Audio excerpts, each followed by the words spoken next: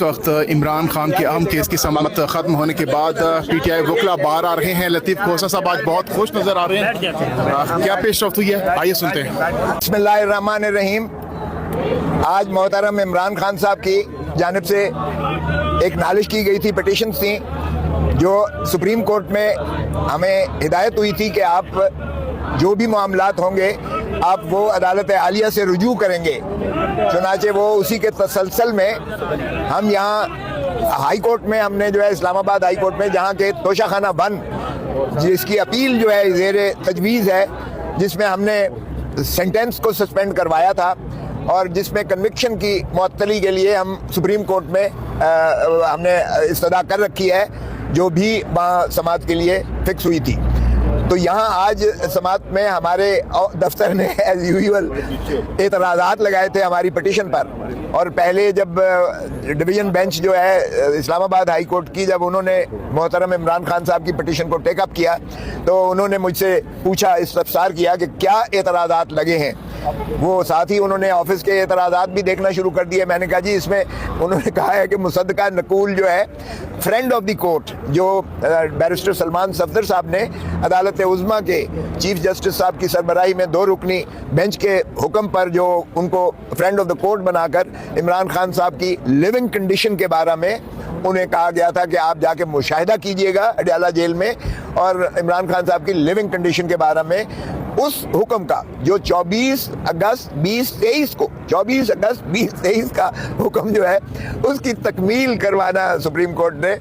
जो है वो लाजिम समझा। और ये 3 साल के बाद ये देखिएगा कि हमारी जो है वो इस्तदा पर उस पर अमलदारी शुरुआत हुई। तो अटॉर्नी जनरल साहब को भी ये कहा गया कि आप जो है सुपरिटेंडेंट जेल अडयाला जेल की जानिब से भी आप रिपोर्ट कीजिएगा कि उनकी सेहत के बारे में और उनकी लिविंग कंडीशंस के बारे में जो है जो जिस तरह के वो अहकामात पहले चीफ जस्टिस की सरबराही में 3 रुकनी बेंच 24 अगस्त 2023 को कर चुकी थी, उसकी जो है तसलसल में आप रिपोर्ट कीजिएगा। चुनाचे वो ये 10 तारीख को ऑर्डर हुआ और 11 तारीख को उन्होंने जो है मुलाहिजा किया और 12 मार्च जो है 2023 को ये सुप्रीम कोर्ट की 2 रुकनी बेंच ने उस पर जो है ऑर्डर्स किए और उनका मुआयना उस अंदाज से हुआ। लेकिन जो अमाइकस क्यूराई यानी फ्रेंड ऑफ द कोर्ट की 4 सिफारिशात थी। एक उनकी सिफारिश ये थी कि इनका मुआयना जो है किसी जो है अपना रेटिना स्पेशलिस्ट यानी कोई माहिर इमराज चश्म से जो है इनका मुआयना करवाया जाए, एक बात। और चूंकि पिम्स हॉस्पिटल में माहिर इमराज चश्म रेटिना स्पेशलिस्ट कोई है ही नहीं, जबकि शिफा इंटरनेशनल में वो है ही जो है आंखों का अस्पताल है और जनरल अस्पताल तमाम शोबे हैं और वहाँ चेकअप होता है, वहाँ रेटिना स्पेशलिस्ट भी है और बाकी मुकम्मल जो है, चूंकि उन्होंने कहा कि इनकी जो है दांतों की भी तकलीफ है और इनका जो है रेगुलर चेकअप भी जो है वो उसमें भी तसाहल किया जा रहा है। उनकी उम्र के हिसाब से उनका जो है मुआयनाजात बाकायदा रेगुलरली होना चाहिए, ये फ्रेंड ऑफ द कोर्ट ने लिखा था। सो इस की रोशनी में और दूसरी बात उन्होंने लिखी कि इनके जो अपने ज़ाती मुआलिज हैं जो शौकत खानम से में हैं, जो डॉक्टर फैसल हैं और डॉक्टर आसिम यूसुफ हैं, उनको साथ मुंसलिक किया जाए। इनके तमाम प्रोसीजर्स के बाद जो भी इनकी मेडिकल ट्रीटमेंट हो और मेडिकल एग्जामिनेशन हो उसमें उन मुआलिज को शरीक और शामिल किया जाए, चूँकि उनके पास सारी इमरान खान साहब की सबका हिस्ट्री और उनका फैमिली हिस्ट्री मौजूद है और इसीलिए उनको जो है उसके आर्जा जो भी इलाज होगा उसमें उनको जो है यकीनन फैसिलिटेशन मिलेगी। तीसरी बात जो है फ्रेंड ऑफ द कोर्ट ने जो सिफारिश की थी वो ये था कि फैमिली मेंबर्स को एसोसिएट किया जाए, क्योंकि फैमिली मेंबर्स की तसल्ली और तशफ़ी न सिर्फ लाजिम होती है बल्कि मरीज़ की भी, पेशेंट की भी जो है उसमें एक पहलू होता है जिसमें उसकी बीमारी आर्जे की जो है वो यकीनन बेहतरी होती है। सो फैमिली मेंबर्स का भी जो जेल रूल्स में भी मौजूद है उनको भी एसोसिएट करना लाजिम मुतसव्वर किया गया। और चौथा ये था कि ये जो सॉलिटरी कन्फाइनमेंट है और वकला को जो मिलने नहीं दिया जा रहा, ये भी इसकी भी फैसिलिटेशन की जाए। तो फ्रेंड ऑफ द कोर्ट की जो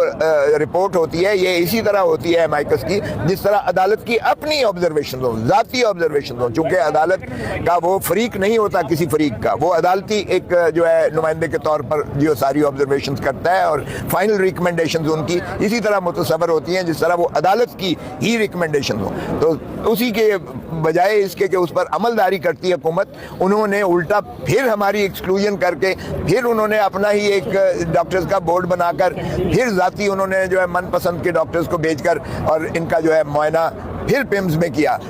और हमारे मुआलिज जो इमरान खान साहब के ज़ाती मुआलिज थे उनको भी एक्सक्लूड कर दिया, जो फैमिली मेम्बर्स थे उनको भी शामिल शरीक न किया गया, और वकला को तो आज तक 5 महीने से उनको जो है मुलाकात ही मुयसर नहीं आ रही है। तो इन तमाम तहफ़्फ़ुज़ात के बाद हमने फिर जो है हमने CM दी और सुप्रीम कोर्ट में लगी, जो हमने जाकर चीफ जस्टिस साहब की अदालत में उनसे अर्ज़ किया कि जनाब हमारी ये शिकायत जो है नालिश जो है सुन लीजिएगा। तो उन्होंने फरमाया कि दफ्तर में हमने एतराज़ात के साथ जो है आपकी दरख्वास्त को किया है वापस, आप देख लीजिएगा, उन एतराज़ात की रोशनी में आप आगे जो है पेशरफ्त कीजिएगा। तो वो एतराज़ात हमने लिए, तो उसमें 2 एतराज़ लगे हुए थे। एक ये कि आपने मुसद्दका नकल जो है एक ये था कि आपके आखिरी पैरा जो कि चीफ जस्टिस साहब के 12 मार्च के जो फैसले में लिखा गया है, आखिरी पैरे में 12 मार्च के चीफ जस्टिस की सरबराही में 2 रुकनी बेंच ने लिखा था कि कोई भी मामला इस तोशाखाना 2 के मुकदमे के बारे में अगर साहिल को यानी इमरान खान पिटिशनर को अगर महसूस होता है तो वो उसकी नालिश जो है वो हाई कोर्ट में जाकर करेंगे जहां उनकी अपील ज़ेर इल्तमा है। एक ये एतराज़ था, और दूसरा ये एतराज़ था कि एडवोकेट ऑन रिकॉर्ड के बगैर जो है ये दरख्वास्त की पजीराई नहीं हो सकती है। हालांकि हमने ये लिखा था कि एडवोकेट ऑन रिकॉर्ड अल्लाह को प्यारे हो चुके हैं और हमें चूँकि रसाई इमरान खान साहब के साथ नहीं दी जा रही है, इसलिए हम नया वकालतनामा लेकर एक एडवोकेट ऑन रिकॉर्ड नया जो है वो रखने से कासिर हैं, माने हैं। तो उस वजह से इसलिए खैर उन्होंने कहा कि ठीक है, आप एडवोकेट सुप्रीम कोर्ट हैं, आपकी तरफ से दायर हो चुकी है, लेकिन पहला जो है एतराज़ात की रोशनी में आप हाई कोर्ट में जाइएगा। चुनांचे उसी की तकमील में हम आए थे और आज मैंने यही अर्ज़ किया कि जनाब ये जो है ज़िंदगी जो है हर चीज़ पर सबकत लेती है, ज़िंदगी बिना सेहत के वो जो है बेमाने होती है, इसलिए उनकी सेहत के आर्ज़ाजात जो हैं उनको जो है तशफ़ी और तसल्ली से कराई जाए, क्योंकि न सिर्फ ये कि उनकी पार्टी के लोग, न सिर्फ ये कि वो फैमिली मेम्बर्स, न सिर्फ ये कि पाकिस्तान की आवाम, बल्कि ओवरसीज़ पाकिस्तानी जहाँ जहाँ भी हैं उनकी वो सरासीमगी के आलम में है। हाकम बदहन खुदा न करे कि उनकी दाहिनी आंख जो है जिसमें उनकी बीनाई को अक्टूबर 2025 से उनको जो है धुंधलापन नज़र आ रहा था वो कहीं ज़ाया ना हो जाए, क्योंकि ये फिर ऐसा नाकाबिल तलाफ़ी नुकसान होगा जिसका कोई इजाला दुनिया में नहीं किया जा सकता है। तो इस पर पार्टी की अपनी जानिब से भी, वकला की जानिब से भी, फैमिली मेम्बर्स की जानिब से भी, और चूँकि सबसे बड़ी पाकिस्तान की पार्टी है और इमरान खान लोगों की दिलों की धड़कन है, 80% से ज़्यादा लोग जो है उन पर एतमाद करते हैं। सो इस तरह सिमगी से अगर आपने कौम को और मुल्क को निकालना है तो खुदारा आप इनका जो है एक तो फौरी तौर पर हमने ये इस्तदा की थी कि इन्हें शिफा इंटरनेशनल में दाखिल किया जाए, शिफ्ट किया जाए, नंबर 1। अगर इख्फा मकसूद नहीं है किसी चीज़ का या हो भी तब भी उसका कोई जवाब नहीं बनता है, इनके ज़ाती मुआलिज को एसोसिएट किया जाए हर प्रोसीजर में, हर इनकी तशख़ीस में और इलाज में, और इनकी फैमिली मेम्बर्स को उसमें जो है साथ एसोसिएट किया जाए ताकि उनकी भी तशफ़ी और तसल्ली हो, और साथ ही वकला को मुलाकात करने की इजाज़त दी जाए ताकि वकला न सिर्फ ये कि अपनी तशफ़ी करें बल्कि ये कि वो लेटेस्ट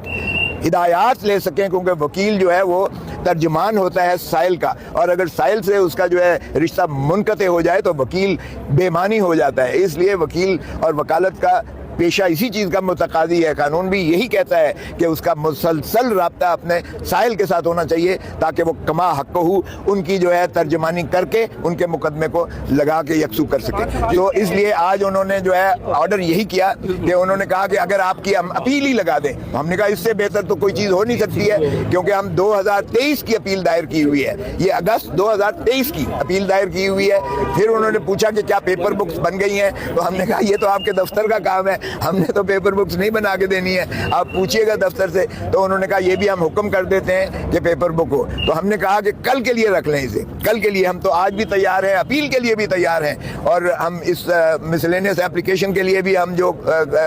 मारूजात हैं हम करने को तैयार हैं। तो उन्होंने कहा कुछ दिन तो 2-4 दिन लगेंगे ज़ाहिर है दफ्तर को पेपर बुक्स बनाने में। तो हमने इसरार किया कि इसको सोमवार को लगा दीजिएगा, पहला वर्किंग डे होगा, क्योंकि आपको पता ही है कि हफ्ता और एतवार जो है ये नॉन वर्किंग डे होता है हाई कोर्ट्स में। तो इसलिए पहला दिन जो है हमने कहा 10 को लगा दें। तो जज साहिबान ने कहा कि 10 को, हमने कोई और चीज़ मामला लगाए हुए हैं 11 के, सॉरी 10 को लिए फिर उन्होंने लगा दिया 9 की बजाय, मंडे की बजाय ट्यूसडे को लगा दिया उन्होंने। तो कहने लगे कि आप तैयारी करके आए। हमने कहा हम तो आज भी तैयार हैं, दूसरी साइड को आप जरा, उन्होंने मुतनब्बे कर दिया कि वो तैयारी करके आए ना आए, हम इसको पेश रफ्त करके सुनेंगे और इसको यकसू करेंगे। जी मैं अर्ज करता हूँ कि जो आज कार्रवाई हुई है